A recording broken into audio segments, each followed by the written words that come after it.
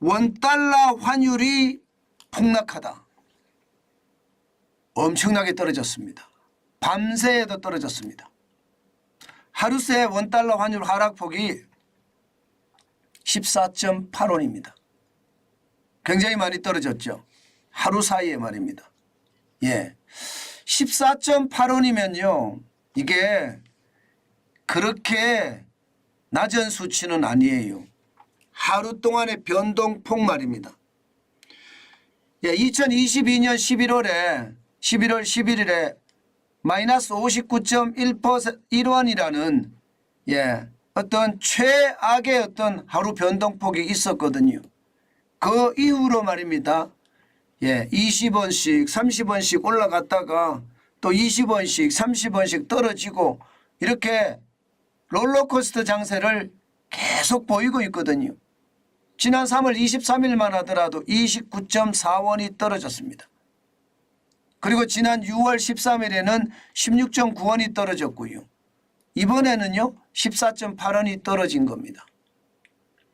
그러니까 굉장히 빠른 속도로 떨어지죠. 올라갈 때는 예, 찔끔찔끔 올라가다가 떨어질 때는 왕창 빠지는 예, 그런 모양새를 나타냅니다. 사실 말입니다. 지난 10월 3일에 1361.1원까지 종가 기준입니다.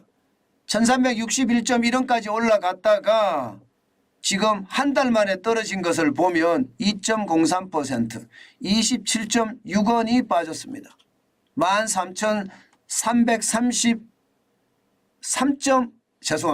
1333.5원이니까요. 1333.5원. 결국은요 1330원대로 내려왔습니다. 예, 우리 시장에서는 1340원대까지 내려왔는데 NDR이라고 해서 말입니다. 네, NDF라고 해서요. 예, 쉽게 말하면 역에 선물한 예, 시장에서 말입니다. 원달러 환율은 또 떨어졌습니다.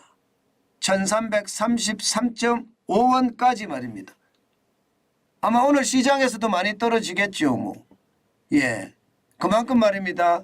원달러 환율은 급등락을 반복하고 있습니다. 한 달 사이에 2%가 떨어졌다가 2%가 올랐다가 이렇게 난리치니까 말입니다. 예, 지금 시장을 보면요. 그만큼 우리 시장의 불안감이 크다는 겁니다.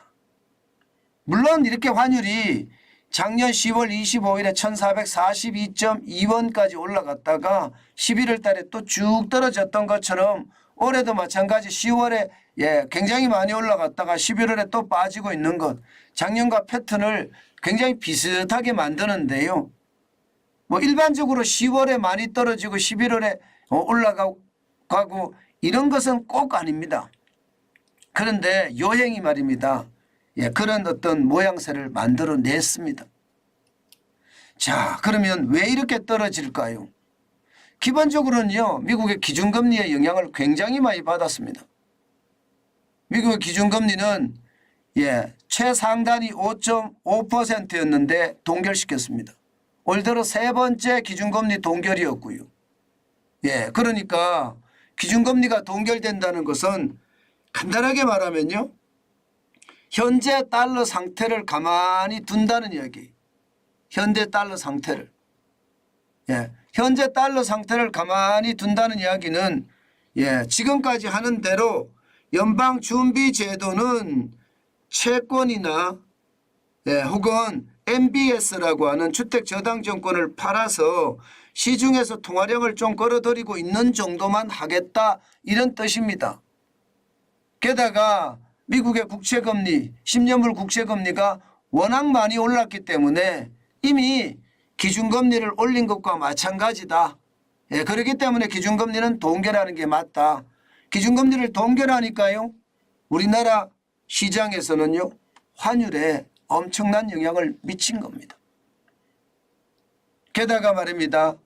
예, 실제로도 보면 달러 인덱스가 떨어졌거든요.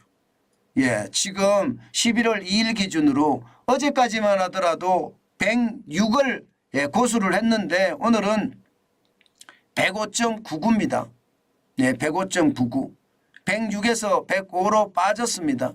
지난 10월 3일에 106.72를 기록했었는데 지금은 105.99, 뭐 106이나 다름없는 숫자기는 하지만 달러의 어떤 강세가 약간은 주춤하는 모양새. 그죠? 약간은 주춤하는 모양새입니다. 전체적으로는요. 예, 달러의 강세가 아직도 유지되는 것도 사실이고요. 그만큼 말입니다. 예, 기준금리를 동결시키니까 달러의 강세가 약간 주춤한다. 뭐 그렇게 해석할 수 있을 것 같습니다. 그것이 말입니다.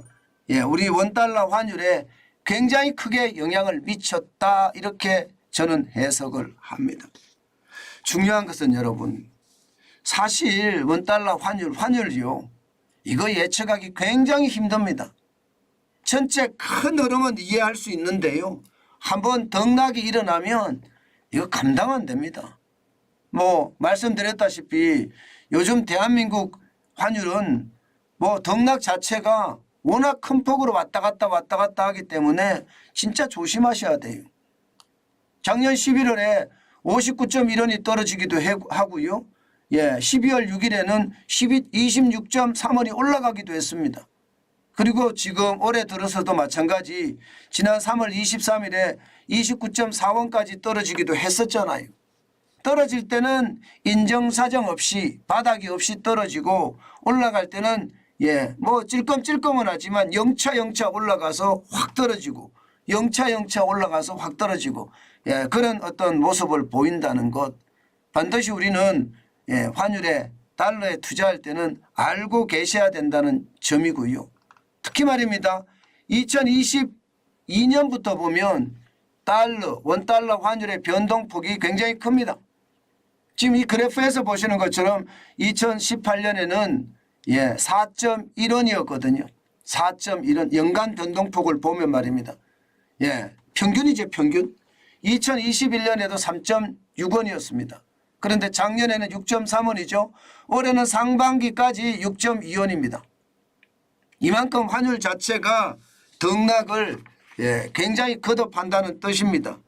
이럴 때는 진짜 조심하시는 게 좋고요. 특히 말입니다. 이게 한꺼번에 예, 환율 시장에 확 덮친 느낌이에요. 예, 왜냐하면 말입니다. 왜 제가 그렇게 생각을 하나 하면요. 사실 달러 인덱스는 생각보다 안 떨어졌거든요. 달러 인덱스는 예, 미국이 기준금리를 동결을 했지만 전체적으로는 105.99잖아요. 106이에요. 강달러 유지하고 있는 겁니다. 그런데도 불구하고 예, 이게 기준금리가 동결됐다는 이유로 환율이 폭락한 것은요. 야, 이게 우리 시장에 대한 어떤 환율이 떨어질 수 있는 요소가 한꺼번에 들이쳤다. 뭐 저는 그렇게 해석을 합니다. 환율이 떨어질 수 있는 요소가 5개월 연속 우리 수출이 흑자를 내고 있잖아요.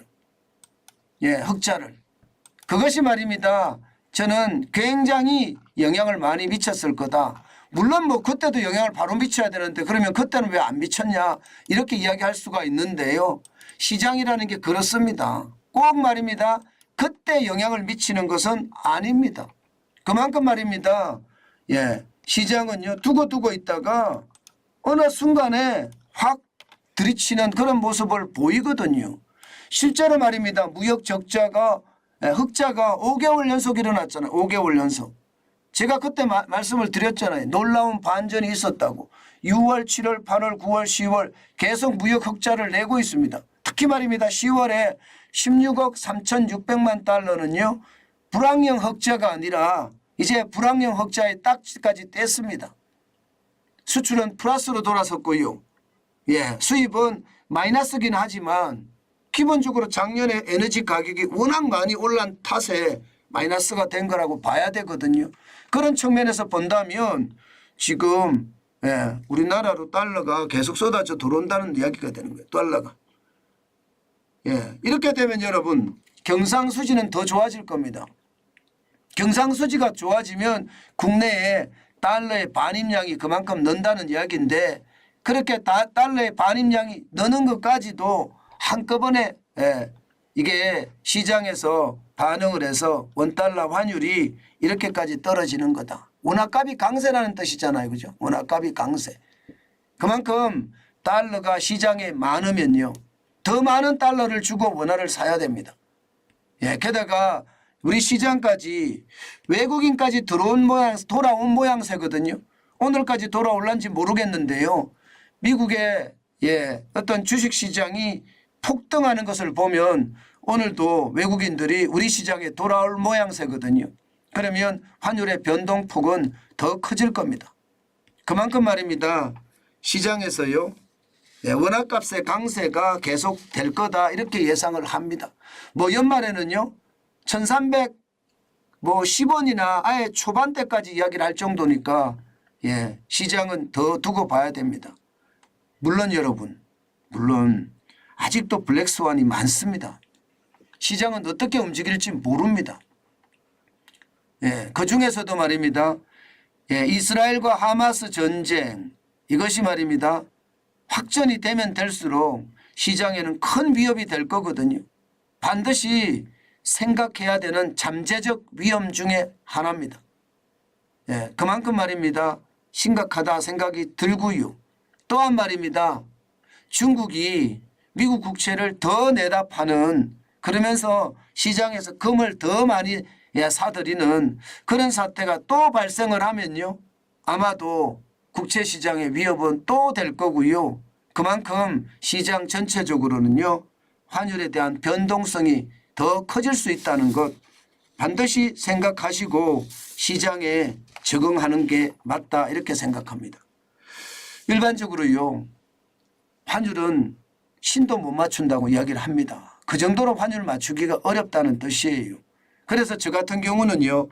늘 제가 유튜브를 하기 때문에 달러 자산이 들어오잖아요. 그러면 그때 분할 매도로 대응을 합니다. 굉장히 중요한 거거든요. 이게 한꺼번에 확 파는 것이 아니라 분할 매도로 대응을 하면 시장에 대응하기가 훨씬 낫습니다. 여러분들도 매수를 할 때도 분할 매수고요. 매도를 할 때도 분할 매도고요. 그렇게 대응을 하면요. 결국 장기적으로는 더 이득이다. 그 말씀 다시 한번 올립니다. 요즘 같을 때 아직까지 뭐 원달러 환율이 이 정도면 살 때는 아니고요. 살 때는 아니고요. 시장을 계속 경계감을 가지고 시장을 보는 것은 필요하다. 이렇게 말씀 올리겠습니다. 또한 말입니다. 이 변동성이 이렇게 클 때는요. 진짜 누구의 말을 믿는 것보다가 내 자신이 경제적 지식을 쌓아서 시장에 대응하는 것 굉장히 중요합니다. 정환진의 이야기도 여러분들의 어떤 보탬이 될 수 있는 하나의 지식으로 인정을 하고 참고만 하실 뿐이지 정환진 TV를 맹신하는 것은 저는 맞지 않다고 생각합니다. 그만큼 경제는요. 이 변동성도 심하고요. 또한 말입니다. 정답을 찾아내기도 굉장히 어렵습니다. 큰 흐름에서 시장에 대응하는 자세 좀 필요하지 않을까 다시 한번 강조해 봅니다.